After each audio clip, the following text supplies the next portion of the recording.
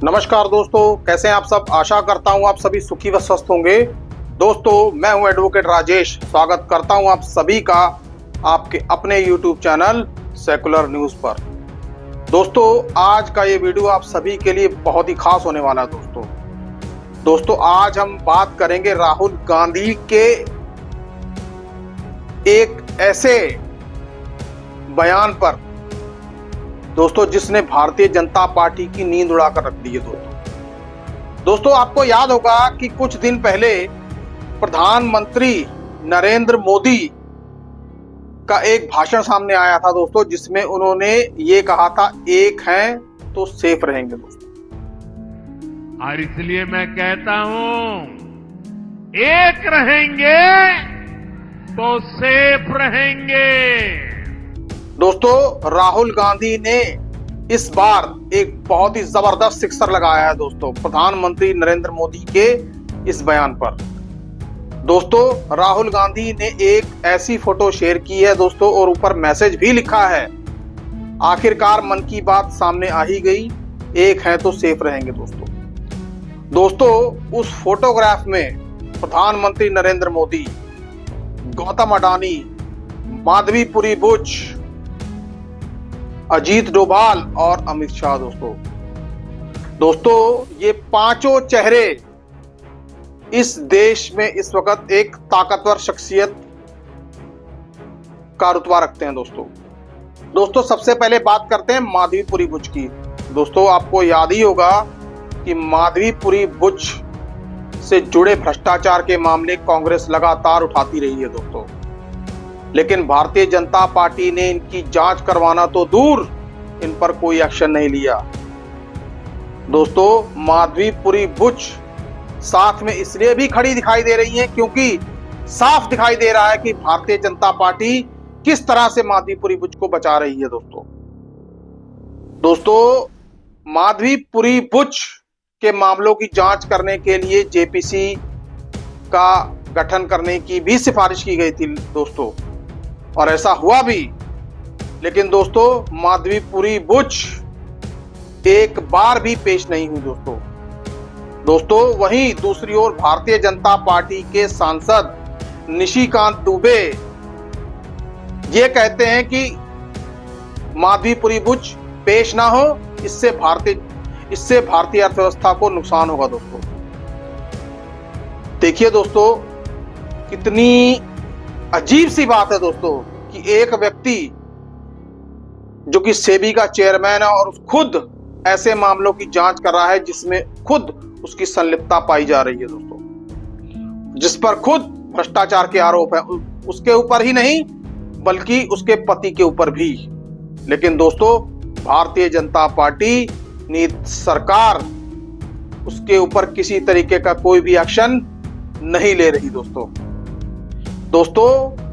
आपको याद ही होगा कि भारतीय जनता पार्टी में जो कोई आ जाता है दोस्तों, वो वॉशिंग मशीन में धुल के साफ हो जाता है दोस्तों। मैं ऐसा इसलिए कह रहा हूं दोस्तों, एकनाथ शिंदे के कई विधायकों के ऊपर ईडी की रेड होने के बादल मंडरा रहे थे दोस्तों, लेकिन दोस्तों जैसे ही वो भारतीय जनता पार्टी में आए, सारे मामले गायब हो गए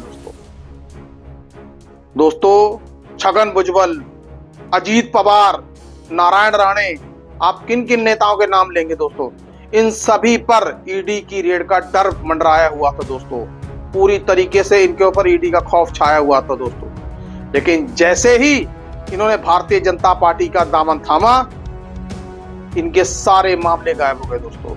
इसका मतलब साफ है कि भारतीय जनता पार्टी इन लोगों को कहीं ना कहीं बचा रही है दोस्तों, राहुल गांधी ने जिस तरह से एक तस्वीर जारी करते हुए ये दिखाने की कोशिश की है कि एक है तो सेफ रहेंगे दोस्तों, राहुल गांधी द्वारा इस जारी की गई इस तस्वीर के बहुत ही बड़े मायने निकलते हैं दोस्तों। तस्वीर में प्रधानमंत्री नरेंद्र मोदी के परम मित्र गौतम अडानी भी हैं दोस्तों, और दोस्तों, सेबी के मामले गौतम अडानी किस तरह से कांग्रेस उठाती रही है दोस्तों, और भारतीय जनता पार्टी किस तरह से इन्हें बचाती रही है दोस्तों, ये शायद किसी से छिपा नहीं है दोस्तों। दोस्तों अजीत डोभाल आजकल जिस तरह से भारत के अमेरिका के साथ रिश्ते बनते बिगड़ते रहे हैं दोस्तों, उसमें कंप्लीट फेल्योर अजीत डोभाल का ही माना जा रहा है दोस्तों। लेकिन दोस्तों भारतीय जनता पार्टी में अजीत डोभाल का कद वैसा का वैसा ही बना हुआ है दोस्तों शायद राहुल गांधी ने यही सब सोचकर इन सभी लोगों की तस्वीर साझा की है दोस्तों, और तभी ये भी लिखा है कि मन की बात सामने आ गई है, एक है तो सेफ रहेंगे दोस्तों सीधे सीधे राहुल गांधी ने भारतीय जनता पार्टी की भ्रष्टाचार विरोधी नीति के ऊपर करारा हमला किया दोस्तों, जिससे शायद भारतीय जनता पार्टी पूरी तरह से तिलमिला उठी है दोस्तों राहुल गांधी, आप देखते ही होंगे कि भारतीय जनता पार्टी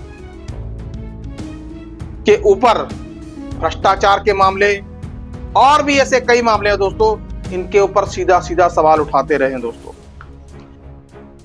दोस्तों आपको कुछ इंटरेस्टिंग फैक्ट्स और भी बताना चाहूंगा कि आपको याद ही होगा कि एकनाथ शिंदे की सरकार ने लाडली बहन योजना शुरू की हुई है दोस्तों। एक तरफ भारतीय जनता पार्टी के सहयोगी या उसकी सरकार लाडली बहन योजना के ऊपर काम कर रही है दोस्तों, लेकिन वहीं दूसरी ओर भारतीय जनता पार्टी के सांसद महाराष्ट्र से जो हैं मिस्टर धनंजय, वो ये कह रहे हैं कि कोई भी महिला यदि इंडिया गठबंधन को वोट दे तो उसकी फोटो खींच लेना, मैं देख लूंगा दोस्तों। अब ये बताइए कि कोई भी इंसान चाहे वो पुरुष हो चाहे महिला हो, क्या वो अपना वोट देने के लिए स्वतंत्र नहीं है? क्या दोस्तों भारतीय जनता पार्टी या एनडीए को जो वोट देगा क्या देश के अंदर वही रह सकता है दोस्तों, या वोट वही डाल सकता है दोस्तों? यानी कि जो लोग भारतीय जनता पार्टी को वोट नहीं करते या एनडीए को वोट नहीं करते, क्या वो प्रदेश की जनसंख्या में नहीं आते? क्या वो सरकार की नीतियों के अंतर्गत नहीं आते? तो किस बिना पर भारतीय जनता पार्टी के सांसद इस तरीके की बात कर रहे हैं दोस्तों? ये तो सीधा सीधा महिलाओं का अपमान है दोस्तों इससे भारतीय जनता पार्टी का महिला विरोधी चेहरा भी सामने आ जाता है दोस्तों बड़ी अजीब सी बात है कि भारतीय जनता पार्टी के नेता इतने बड़बोले बोल आसानी से कैसे बोल जाते हैं दोस्तों, बिना डरे। क्या इनको ऐसा लगता है कि इनके ऊपर कोई एक्शन नहीं हो सकता? दोस्तों अभी कुछ दिन पहले ही मैंने आपको मिथुन चक्रवर्ती द्वारा बोले गए कुछ जहरीले बोल, उसके ऊपर भी एक वीडियो बनाकर दिखाया था। अभी परसों, अभी 2-3 दिन पहले ही एक वीडियो ऐसा भी आया था कि जिसमें वेस्ट बंगाल सरकार ने मिथुन चक्रवर्ती के ऊपर एफआईआर के ऑर्डर भी कर दिए दोस्तों।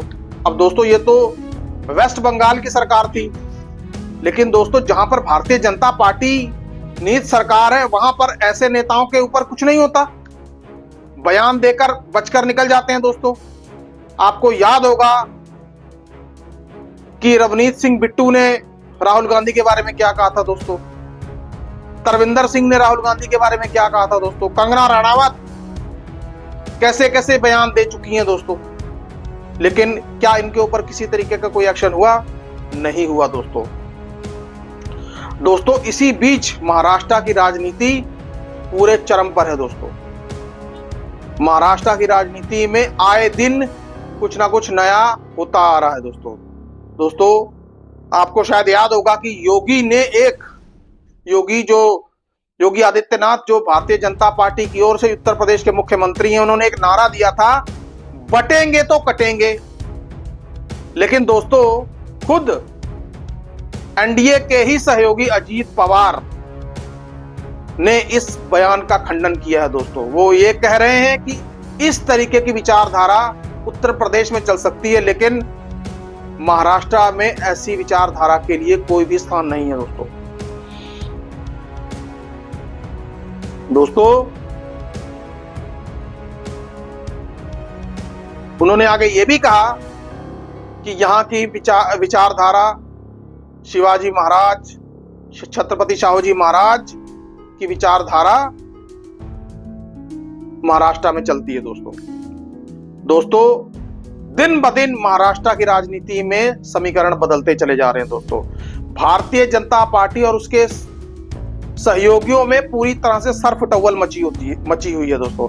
लेकिन दोस्तों, इतनी सरफटौल होने के बावजूद भी भारतीय जनता पार्टी के बारे में यह चीज कही जाती है कि भारतीय जनता पार्टी अंत तक हार नहीं मानती।